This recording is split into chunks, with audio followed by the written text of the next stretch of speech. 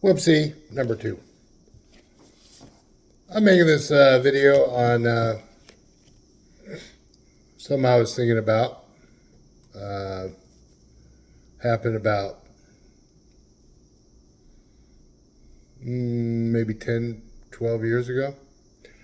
So I was working as an electrician, or a fire alarm installer, actually. And it was with a big company in Raleigh, North Carolina.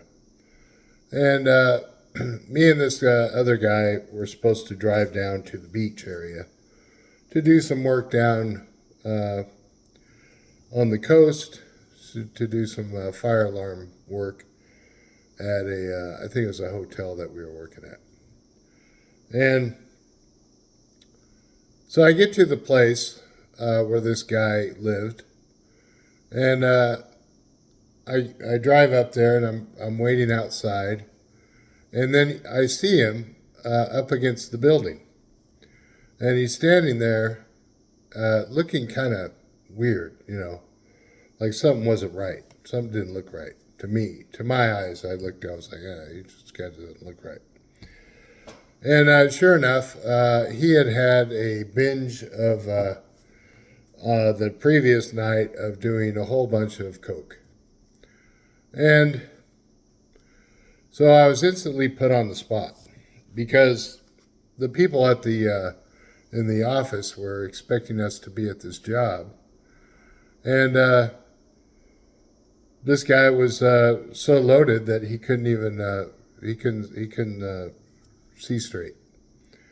So I kind of had to cover for him and basically just said that he was sick, and he couldn't go. Needless to say, he was a very funny guy. He was very when he wasn't if he wasn't doing drugs, which I only really saw him do drugs at one time. But he would drink a couple beers here and there, so I didn't really think much of that. It's like, yeah, whatever. But then, so what happened? What happened with that is he kept his job, and he because he was kind of a likable guy, and nobody at the office really found out that he was, doing drugs or anything. And so, and he had a company truck. He was a young guy, probably 30 years old at the time, and or 20, I think 28 years old. And he had everything just right in the palm of his hands. He had a company truck. He was young. He was in charge of jobs. He was just very personable with clientele. He knew how to talk to people. But he had this problem with that one time I saw him when I went to pick him up, that he was on under the influence of some serious drugs. And I thought about that when I saw him, and I kind of felt sorry for him because back in the day I had my own issues with some drugs back in the 80s. But so everything kind of smoothed over, and he had a beautiful girlfriend. I think she was a teacher, and and he had a really had everything that you could ever really want. And then eventually I stopped working at this company and just moved on. And probably 2 years later, I got some information from one of the workers that I was still friends with, that this young guy had passed away at 32 years old. And it was from drugs. And they found him in his car, basically slumped over the seat, steering wheel, and just, he was dead. So that kind of hits hard because addiction is a bitch. There's no two ways about it. I've had my own struggles with addictions. I think a lot of people do, especially nowadays, because life is very uncertain and nobody really knows what's going to happen from one minute to the next.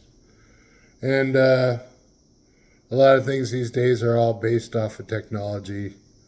So there's a lot of times when you're going to find yourself alone, and those times when you're alone and you're bored can be an easy time to take advantage of some extracurricular drug activity. So this is very sad for me to hear about that when he died. I thought it was such a waste of life, especially because the person was very talented. He had very good skills as far as being able to do the work, and he had a good mind. Well, when he wasn't doing drugs, and all thrown away in just binging on drugs. And I see it happening a lot more and more, and it seems like a lot of people are younger and younger. Another one that kind of hit me hard was the rap singer. I guess it's rap. It's kind of I don't know. I guess he was a rapper. Yeah, he's a rapper. Mac Miller, who died at 26 years old. Talented individual, but I could say right now, because I've lived out in California. I've been to L.A. I've been to Hollywood.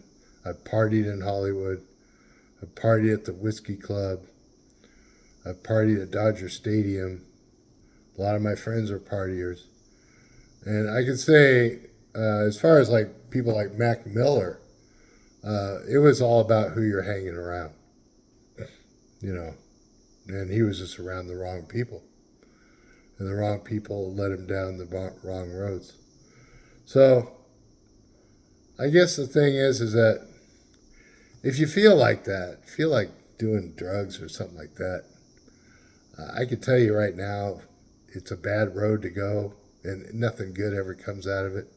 I mean, even a lot of times it does start out with smoking cigarettes, and even like this little freaking Juul thing that I do. But I'm older. I'm 60 years old, and everybody's got their vices. But I do know one thing, that if you go down the road of some harder drugs, nothing good will ever come out of it. The best thing that I found when I feel anxious or nervous about something, or my mind is spinning of what to do or where to go or how to stay busy or something like that, a lot of times I just get up and start walking. And I'll walk 6, 7, 8 miles in a day. No particular direction, but it does release a lot of that pent-up anxiety and emotions that tend to happen when you have a lot of idle time.